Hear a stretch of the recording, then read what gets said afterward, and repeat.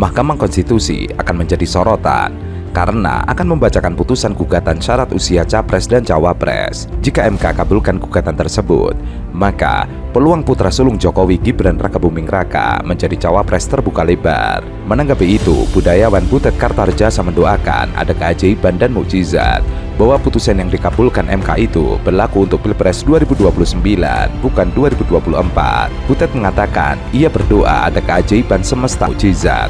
Pertama, mukjizatnya adalah MK memutuskan untuk diberlakukan pada tahun 2029. Doa berikutnya yaitu Gibran enggak maju sebagai Cawapres. Butet yakin Gibran tahu diri sebagai wali kota Solo, masih belum punya akar dan belum punya banyak pengalaman sebagai pemimpin bangsa. Ia berdoa agar Gibran tidak bersedia karena Gibran menyadari masih belum punya akar, belum punya pengalaman sebagai pemimpin bangsa, baru punya pengalaman di level kota.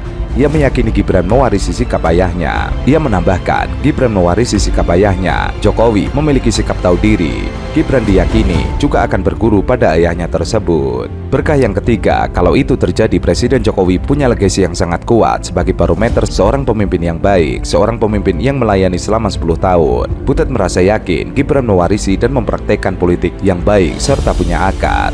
Baginya, Gibran bukan petualang politik sehingga sadar bisa bersikap. Kalau hari ini masih yakin Gibran akan mendampingi Prabowo, mudah-mudahan Gibran punya kejernihan berpikir dan tidak bersedia menjadi Cawapres. Ia khawatir jika Gibran benar-benar menjadi Cawapres mendampingi Prabowo Subianto, kekhawatiran itu berpengaruh terhadap seluruh kebaikan Jokowi selama 2 periode sebagai presiden. Meski masih menunggu keputusan MK, nama Gibran terus dispekulasikan menjadi bakal Cawapres. Dari poros koalisi mendukung Prabowo mengakui figur putra bungsu Jokowi itu masuk bursa pendamping Prabowo.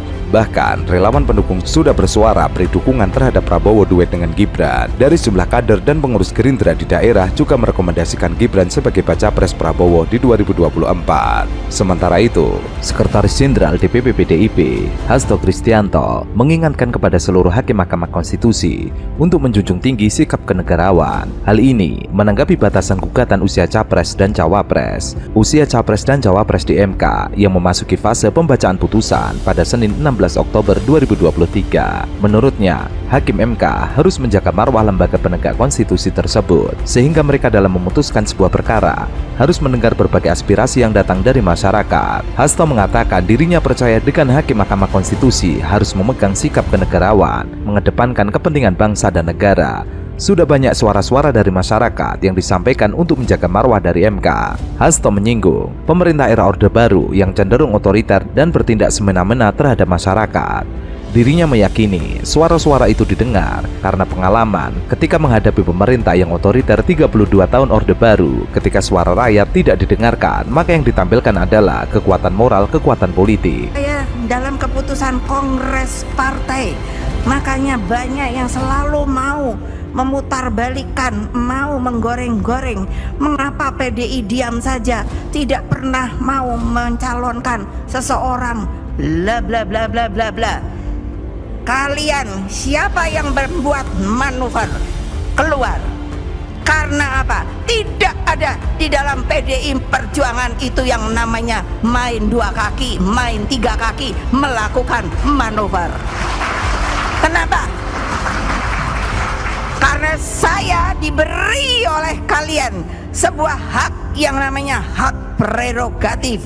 Hanya ketua umum yang menentukan siapa yang akan menjadi calon presiden dari PDI Perjuangan. Sudah menunjukkan prestasinya di Solo dan merupakan salah satu kandidat yang mungkin memang bisa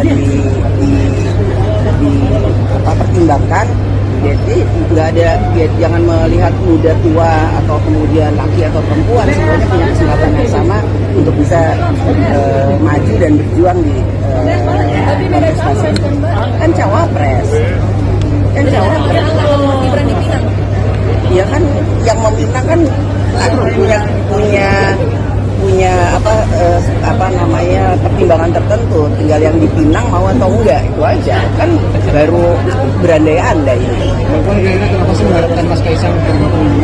Meski begitu, dirinya masih meyakini bila Hakim MK bisa menjaga marwah lembaganya dan mendengarkan seluruh aspirasi masyarakat. Hasto meyakini Mahkamah Konstitusi juga mendengarkan seluruh aspirasi yang disuarakan rakyat, tapi yang terpenting adalah muatan perintah konstitusi bahwa Hakim MK harus memahami sikap kenegarawan.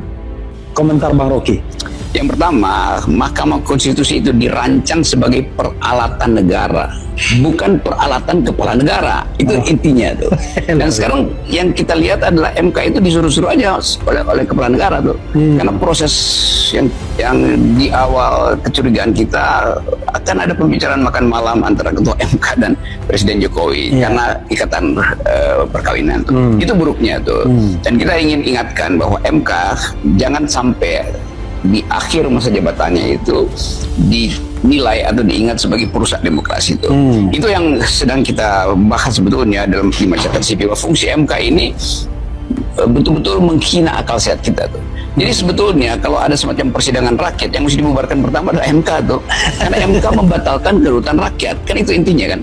Viral video Ketua MK Anwar Usman memberikan pernyataan bahwa Nabi Muhammad SAW mengangkat Panglima Perang umur 16 tahun dan juga Muhammad Al-Fatih yang saat muda sudah menaklukkan dunia. Hal itu diduga netizen untuk memuluskan jalan Gibran menjadi cawapres Prabowo. Pro kontra pasti ada. Nah, termasuk tadi masalah usia batas minimal. Saya sekali lagi tidak bermaksud karena belum putus ini. Insya Allah pemeriksaannya sudah selesai, tinggal nunggu putusan.